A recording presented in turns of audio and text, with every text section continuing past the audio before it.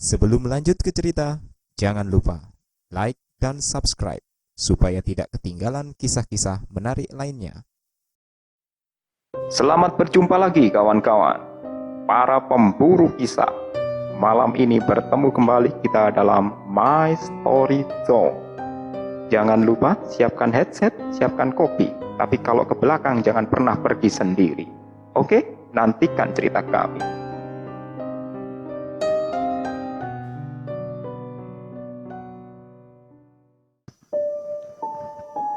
Halo sobat pemburu kisah, Assalamualaikum warahmatullahi wabarakatuh.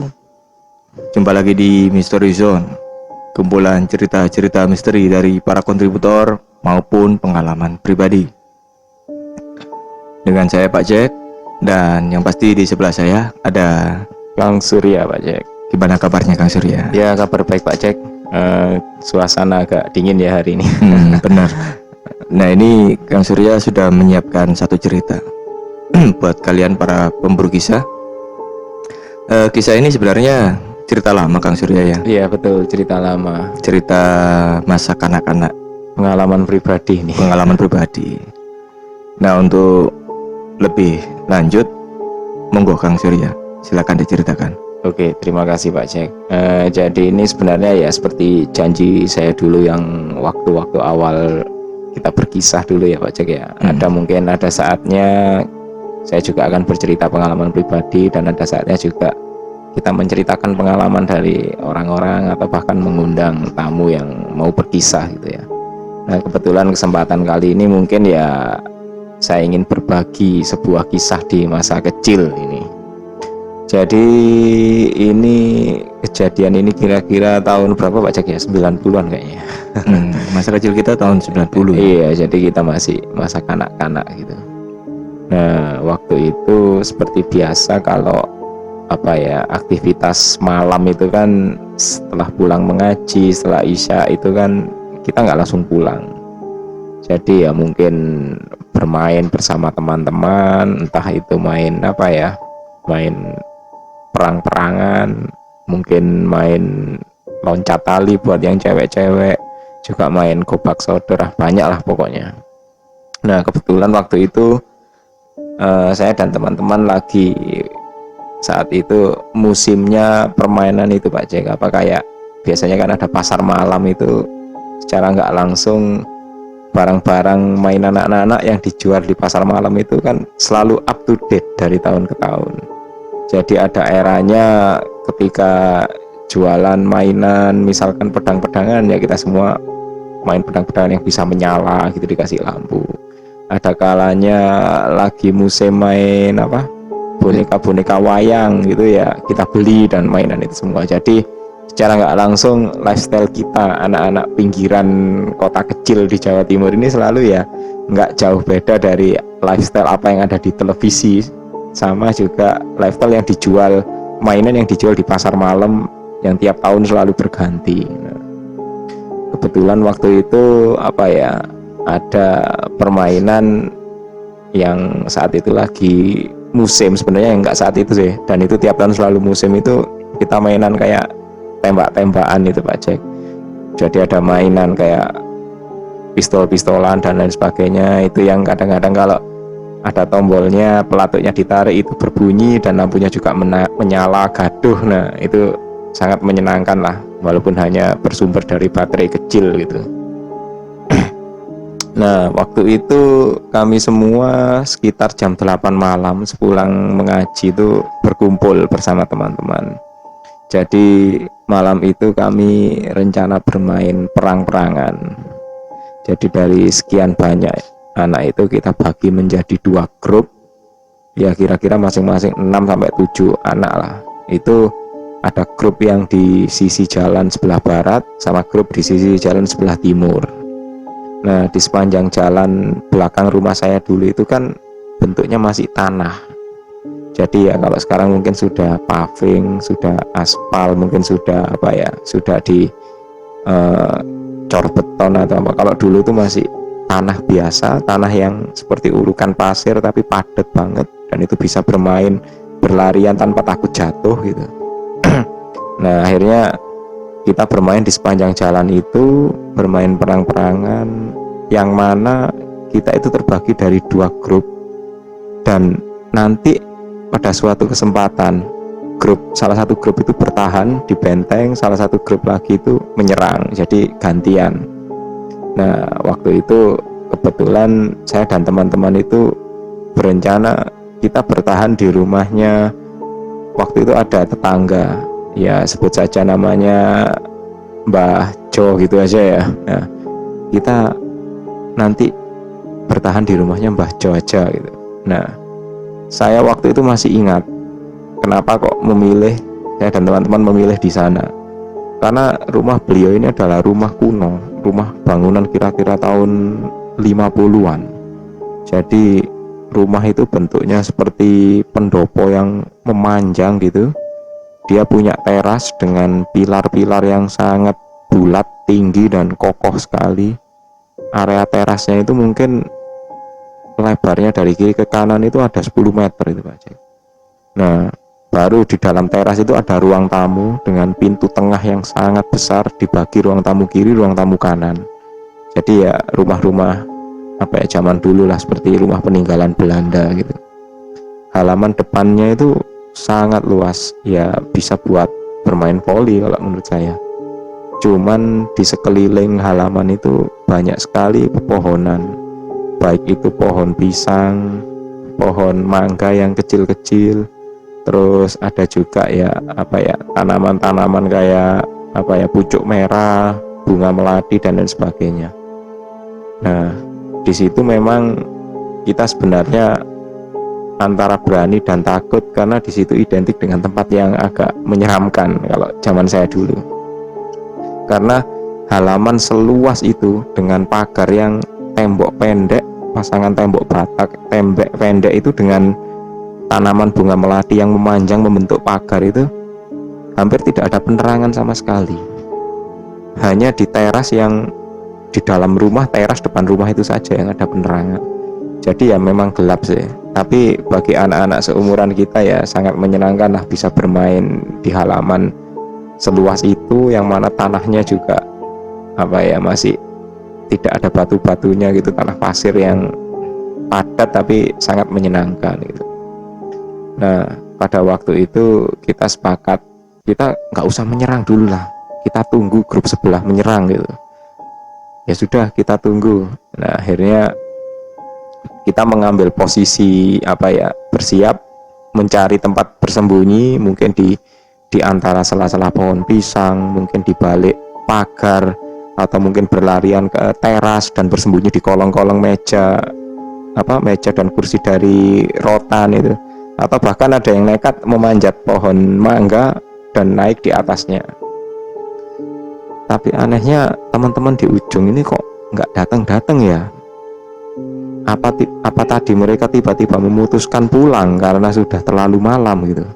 Padahal waktu itu ya kira-kira masih jam 8 sih, tapi sudah zaman dulu jam 8 itu sudah sepi banget. Dan saya ingat kalau dulu tahun 90-an jam 8 itu televisi swasta itu mulai menayangkan film-film action.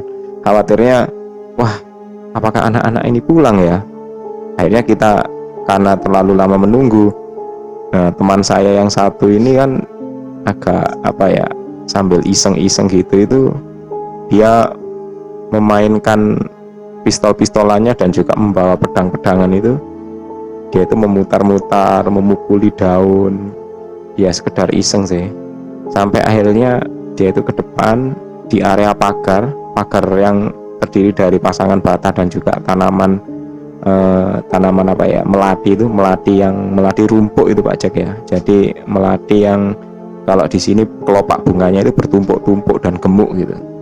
Ya, jadi dia menunggu di dalam kegabutannya itu, secara nggak sengaja memukuli dan memotongi pucuk-pucuk tunas daun melati yang tumbuh itu. Ya iseng sekali memang. Akhirnya ya kita sendiri sih sempat menegur, sudah jangan nanti bikin sampah aja, nanti Mbah Jo marah gitu. Nah, dalam kegabutan itu akhirnya ya kita menunggu. Wah, ini mungkin teman-teman sudah pada nonton di rumahnya Pak itu mungkin ada tetangga saya itu yang punya televisi tabung besar zaman segitu Pak Jack, dan dia itu sering menaruh televisinya itu di ruang tamu buat menonton anak-anak, karena memang tidak semua tetangga saya itu punya televisi berwarna, walaupun punya ya televisi hitam putih zaman saya dulu itu. Nah, akhirnya sambil menunggu karena tidak ada kejelasan, kita itu berniat pulang. Tapi ya entah kenapa tiba-tiba suasana itu seperti berubah. Jadi yang semula malam itu kita ceria dan enak, nyaman, hawanya sejuk, itu seperti ada angin yang berhembus. Tapi ya hanya di sekitar tempat kita saja. Dedaunan itu mulai bergemerisik, bahkan tanaman-tanaman pohon-pohon, daun-daun pohon mangga yang tumbuh lebat itu seperti bergoyang-goyang terkena angin. Kami semua terdiam. Hawanya itu seperti sangat dingin sekali. Dingin, dan anehnya saya dan beberapa teman itu merasakan ada berkeringat ya. Jadi dingin tapi kita itu merasa tubuh ini seperti berkeringat, seperti orang mau sakit demam gitu Pak. Dan yang paling membuat kita ketakutan ya, tanaman-tanaman itu seperti bergoyang-goyang, pohon pisang itu. Kita takut, apakah ada angin ribut, apakah mau hujan atau gimana. Jadi waktu itu kita semua terbengong di dalam halaman luas itu. Dan tahu-tahu teman saya tadi, sebut saja Adi itu ya, yang tadi memukuli tanaman-tanaman itu, dia itu memandang ke atas. Terus matanya itu kayak tidak berkedip sama sekali. Dia itu memandang ke atas, ke langit, tubuhnya itu mengejang kaku. Dan saat itu saya mulai merasa ada seperti benda atau kain ya, kain yang seperti berwarna putih tapi tembus pandang. Jadi mungkin kayak semacam kerudung yang tipis gitu ya, transparan gitu. Itu seperti melayang di atas langit, tapi kemudian menghilang. Dan tahu-tahu teman saya si Adi tadi itu berteriak-teriak seperti orang kesurupan, dan dia itu terjatuh, tubuhnya mengejang. Jadi saya takut apakah ini epilepsi atau apa. Tapi bayangan kita waktu itu, saya dan beberapa teman yang melihat benda putih melayang itu tadi seperti kain. Ya namanya anak-anak, setia kawan itu sudah lenyap waktu itu Pak Jack. Kita semua menjerit, berlari meninggalkan si Adi ini sendirian terkapar sambil mengejang di tengah halaman. Kita menjerit, berlarian, sampai akhirnya membangunkan para tetangga. Jadi tetangga-tetangga yang tadinya istirahat di malam hari menonton televisi itu semua terbangun. Kemudian ya dengan teriakan kita yang anggapannya mereka itu mungkin bermain-main ya, tapi kok sepertinya ini ada yang menjerit, menangis. Mereka mulai kaget, ini pasti anak-anak tidak main-main, mungkin ada yang terjatuh atau mungkin ada yang terpeleset gitu. Akhirnya keluarlah tetangga-tetangga, dan kita melihat beberapa tetangga itu yang dewasa waktu itu sudah mendatangi si Adi. Si Adi ini masih masih mengejang gitu. Jadi tidak ada sepatah dua patah kata pun yang keluar dari mulutnya, seperti orang gagu gitu. Akhirnya kita pun bercerita, tadi ada kain yang melintas di atas, kain transparan tembus pandang gitu, dan setelah itu lewat terutama di atasnya Adi, dan tahu-tahu dia terjatuh. Tapi orang-orang itu berusaha melihat bahwa Adi ini sebenarnya tidak kesurupan, tapi entah kenapa dia itu tubuhnya kejang dan kaku, seperti orang yang bahkan matanya itu tidak berkedip. Kita itu semakin ketakutan, sampai akhirnya Mbah Jo dipanggil oleh anak-anaknya, oleh cucu-cucunya juga dipanggil. Ini ada anak-anak yang nggak tahu ini mungkin kesurupan atau apa, bilangnya gitu. Akhirnya beliau keluar dan cuman meminta teman saya tadi itu didudukkan di terasnya.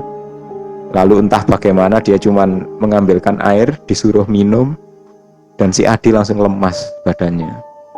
Barulah dia baru mulai bisa menangis, dan ketika diajak berbicara pun tidak tidak mau bercerita, dia hanya menangis saja.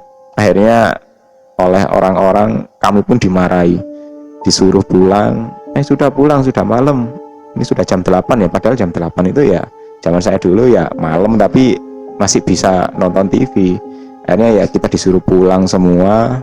Malam itu ya kegemparan terjadi dan anak-anak pun akhirnya menyimpan kisah ini hingga pada suatu hari, ya mungkin 1 atau 2 hari ya, saya dan beberapa teman yang kebetulan satu sekolah dengan si Adi ini mendatangi kelasnya.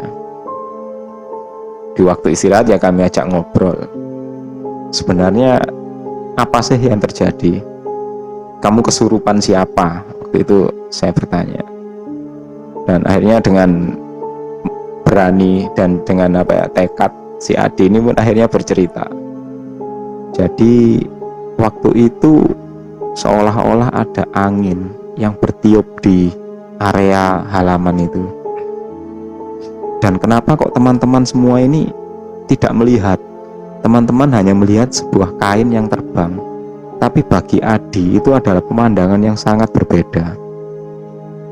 Jadi yang terlihat oleh Adi saat itu adalah dari rimbunan bunga melati itu tiba-tiba entah bagaimana ada seperti asap yang kemudian membentuk sosok perempuan. Dan perempuan ini memakai baju yang putih panjang seperti yang mungkin kain yang kami lihat itu.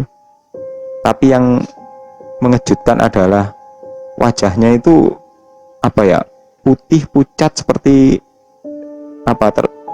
tersiram cat warna putih gitu kan ya.